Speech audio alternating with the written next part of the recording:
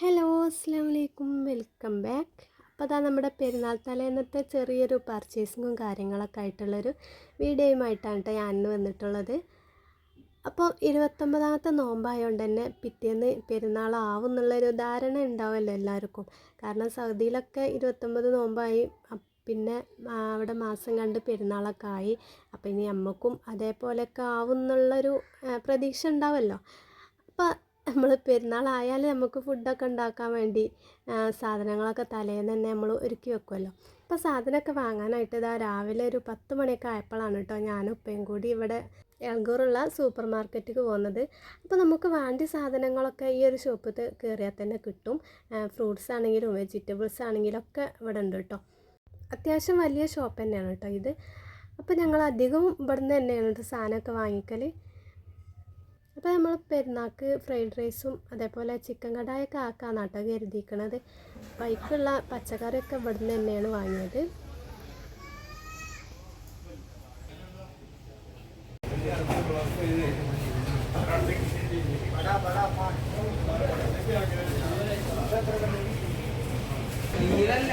ഞാൻ അവിടെ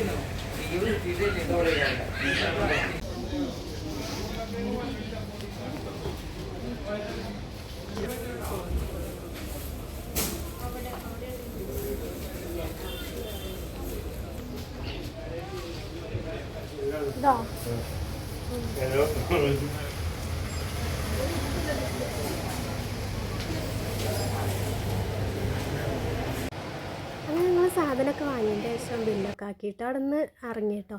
അപ്പോൾ അതിൻ്റെ ഉള്ളിൽ AC ആയതുകൊണ്ട് പുറത്തേക്ക് ഇറങ്ങിയപ്പോൾ ഭയങ്കര ചൂട് കേട്ടോ.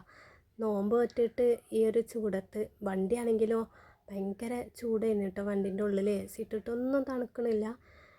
പിന്നെ ഞങ്ങൾ നേരെ വീട്ടിലേക്കാണ് കേട്ടോ പോകുന്നത്. പിന്നെ അപ്പോൾ അതൊരു വൈകുന്നേരമൊക്കെ ആയപ്പോൾ നമ്മൾ തിരുവാലിക്ക് പോന്നു കേട്ടോ.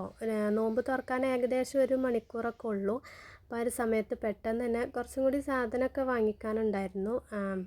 ഉപ്പാക്ക് ചിക്കൻ പറ്റാത്തതുകൊണ്ട് ഉപ്പാക്ക് മീനും അങ്ങനെ കുറച്ച് സാധനങ്ങളൊക്കെ വാങ്ങിക്കാനുണ്ടായിന്. പിന്നെ നിയമോളെ മുടി വെട്ടിക്കാനൊക്കെ ഉണ്ടായിന്. അപ്പം അങ്ങനെ പോന്ന് അങ്ങനെ അതും വാങ്ങിയിട്ട് ഇവിടെ നിന്നും പെട്ടെന്ന് പോയിട്ടോ. ഏകദേശം ബാങ്ക് കൊടുക്കാൻ ടൈം ആയിക്കണേ.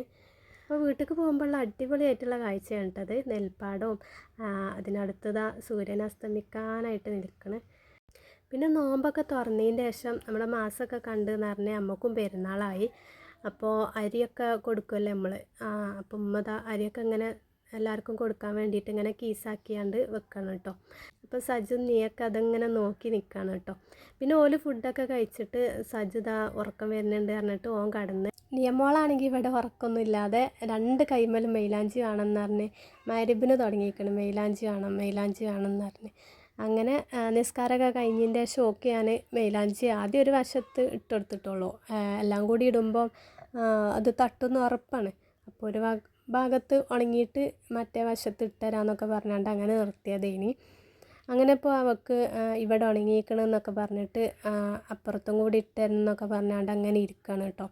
അങ്ങനെ ഞാൻ ഓക്ക് അവിടെ ഉൾഭാഗത്ത് ഇട്ടുകൊടുത്ത് ഒപ്പിച്ചങ്ങനെ ഇട്ടുകൊടുത്ത്.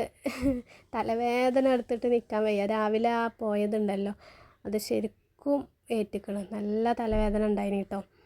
അങ്ങനെ സിമ്പിളാക്കിയിട്ട് അങ്ങനെ ഇട്ടുകൊടുത്ത് നോക്കും. മൈലാഞ്ചി ആയാൽ മതി. അപ്പം അങ്ങനെ ഇട്ടുകൊടുത്ത് ഓളം ഉറക്കി.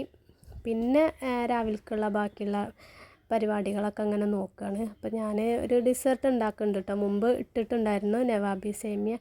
അപ്പോൾ അതിൻ്റെ റെസിപ്പിയൊന്നും ഞാൻ കാണിക്കണില്ല, അത് മുമ്പ് അപ്ലോഡ് ചെയ്തതാണ്.